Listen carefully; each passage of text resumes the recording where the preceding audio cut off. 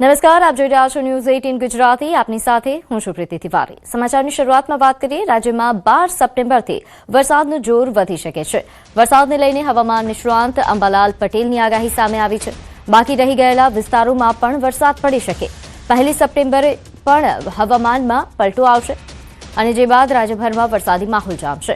નોંધે છે કે હવામાન નિષ્ણાંત અંબાલાલ પટેલે નેપાળની દુર્ઘટનાને લઈને પણ મહત્વનું અનુમાન વ્યક્ત કર્યું છે. જળ સંબંધિત ઘટનાઓ અને કુદરતી આફતો અંગે તેમણે સંકેત આપતા કહ્યું કે હિમાલયમાં વધતું બાંધકામ અને વૃક્ષોનું નિકંદન એ કુદરતના રૌદ્ર સ્વરૂપને આમંત્રણ આપી શકે છે. તેમના મતે મીન રાશિના શનિની અસર એ ઉત્તર ભારત, નેપાળ, સિક્કિમ, અરુણાચલ પ્રદેશ, નાગાલેન્ડ, મેઘાલય અને કાશ્મીર સહિતના હિમાલય વિસ્તારોમાં જોવા મળી શકે છે. મીન રાશિના શનિની અસર એ જલીય બાબતો જેમ કે બંધ તૂટવા, સમુદ્રનું ઉત્પીડન થઈ શકે છે.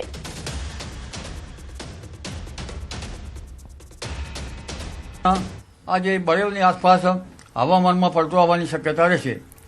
લગભગ તારીખ 1 સપ્ટેમ્બર સુધીમાં પલટો આવવાની શક્યતા રહે, જેમાં 3.1માં ના લેવલે યુએસસી અને અરબસાગરમાં 5.8 કિલોમીટરના ઉપરની યુએસસી ના કારણે વરસાદ થવાની શક્યતા. 12 સપ્ટેમ્બરમાં 3 થી 10 સપ્ટેમ્બરમાં તો વરસાદ થશે, પરંતુ 12 સપ્ટેમ્બરમાં દરિયામાં ભારે પવન ફૂંકાવાની શક્યતા છે. હવામાનમાં 12ની આસપાસ પલટો આવવાની શક્યતા છે અને 12 તારીખથી લગભગ દક્ષિણ ભારતમાં પણ વરસાદ થવાની શક્યતા છે, જેની અસરો છેક અરબી સમુદ્ર સુધી થવાની શક્યતા રહેશે. હવાના હળવા દબાણ ઊભા થવાની શક્યતા રહેશે, એટલે 12 સપ્ટેમ્બર પછી પણ સારો વરસાદ થવાની શક્યતા. નેપાળમાં જે દુર્ઘટના બની તે વૈજ્ઞાનિકો માટે પણ પડો છે અને નેપાળમાં લગભગ જોવા જઈએ તો કુદરતની સામે હિમાલયમાં વર્તુળો બનવી અને વૃક્ષોનું છેદન થવું, પ્રકૃતિ જે છે એના મૂળ સ્વરૂપમાં ના રાખવું, તેના અંગે કંઈક થઈ શકી હશે. ગ્રહોના આધારે જોઈએ તો ગ્રહોને વૈજ્ઞાનિક સમર્થન ન મળે. મીનના શનિની અસરો ઉત્તર ભારતના ભાગો, ઉત્તર ભારતના બર્ફીલા ભાગો, જમ્મુ કાશ્મીરના ભાગો, આ ઉપરાંત નેપાળના ભાગો અને તિબેટના ભાગો અને ચીનના સીમાંત ભાગોમાં તેની અસર થતી હોય છે.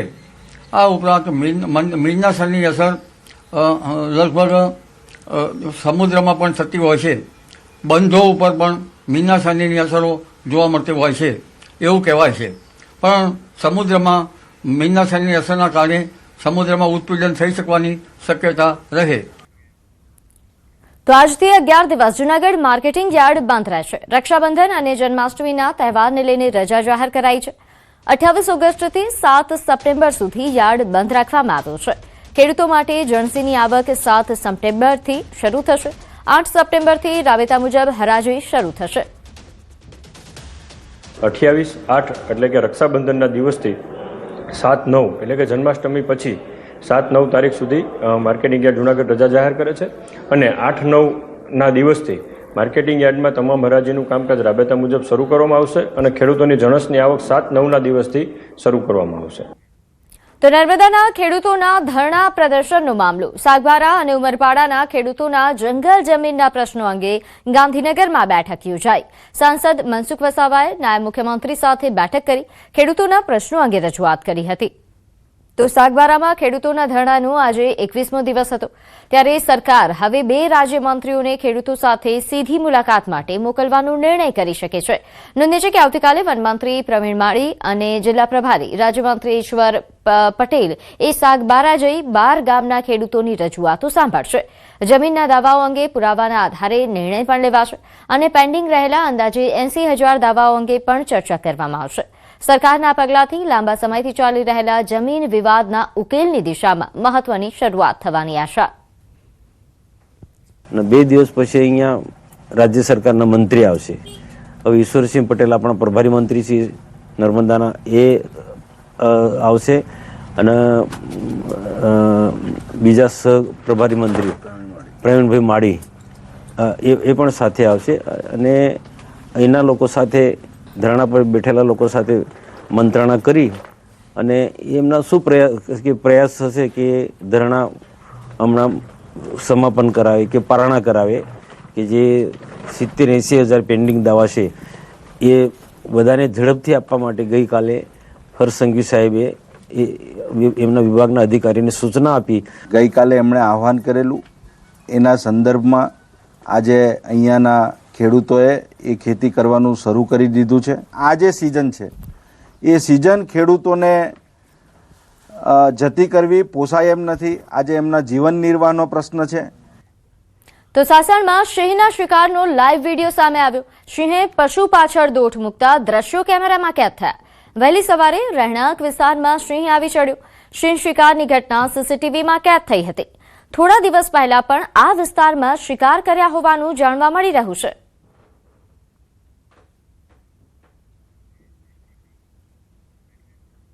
તો શ્રી બહુચરાજી ધામનો ભવ્ય કાયાકલ્પ થવાનો છે. યાત્રાધામ વિકાસ બોર્ડ દ્વારા ₹76 કરોડના ખર્ચે મંદિરના નવીનીકરણ અને વિકાસ કાર્યો પૂરજોશમાં ચાલી રહ્યા છે. પ્રથમ ફેઝનું અંદાજે 60% કામ પૂર્ણ થઈ ગયું છે. હવે બીજા ફેઝમાં મંદિર પરિસરના 500 મીટર વિસ્તારનો વિકાસ, આધુનિક યાત્રિક ભવન, નવી પાર્કિંગ વ્યવસ્થા અને બાંધલિયા તળાવનું બ્યુટિફિકેશન કરવામાં આવશે. તળાવ ખાતે વોકવે સહિતની સુવિધાઓ વિકસાવવામાં આવતા માઈ ભક્તો માટે શ્રી બહુચરાજી ધામ એ વધુ સુવિધાસભર અને આકર્ષક બનશે.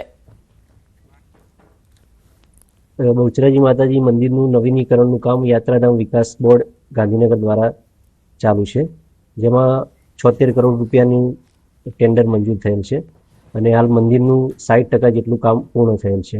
બીજા ફેઝમાં મંદિરના આજુબાજુના 500 મીટરના પરિસરનો વિકાસ કરવામાં આવશે, જેમાં યાત્રિકો માટે નવી સુવિધાઓ ઊભી કરવામાં આવશે, જેવી કે યાત્રિક ભવન, પાર્કિંગની નવી વ્યવસ્થાઓ, મંદિરની બાજુમાં આવેલ બાંધલિયા તળાવનો વિકાસ, ત્યાં વોકવે બનાવવા જેવી સગવડો ઊભી કરવામાં આવશે.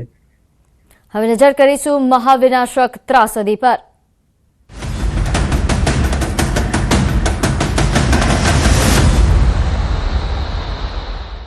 તો નેપાળમાં વિનાશક પૂરે મહાવિનાશ વેર્યો છે.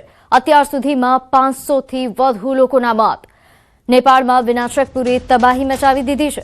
અત્યાર સુધીમાં 538 લોકોના મોતના આંકડાઓ સામે આવ્યા છે, જેમાં 178 જેટલા ભારતીયોનું રેસ્ક્યુ કરાયા હોવાની પણ વિગતો પ્રાપ્ત થઈ રહી છે.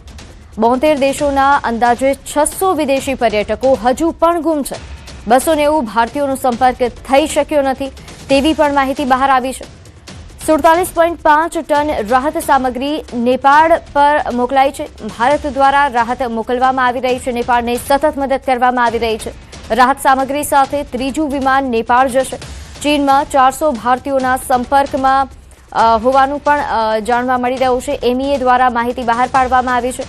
ગુજરાતના 24 લોકો પણ સંપર્ક વિહોણા હોવાનું જાણવા મળ્યું.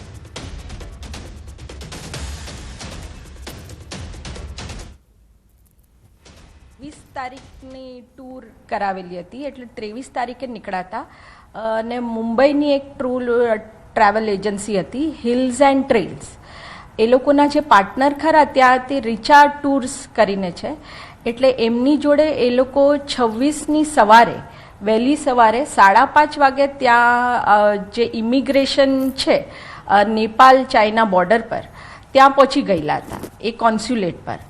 અને ત્યાંથી મારા મોટા બેને એમના હસબન્ડ જોડે 5:30 વાત કરી હતી, ફોન પર વાત કરેલી, ને ભાઈએ જે ત્યાં કોન્સ્યુલેટ પર એ લોકોએ પાડેલા ફોટા અમારું જે ફેમિલીનું વોટ્સઅપ ગ્રુપ છે એમાં એમણે શેર કરેલા હતા. હવે એમણે જે શેર કરેલો એ છેલ્લો ફોટો 8 ને 10નો હતો, ને પછી જે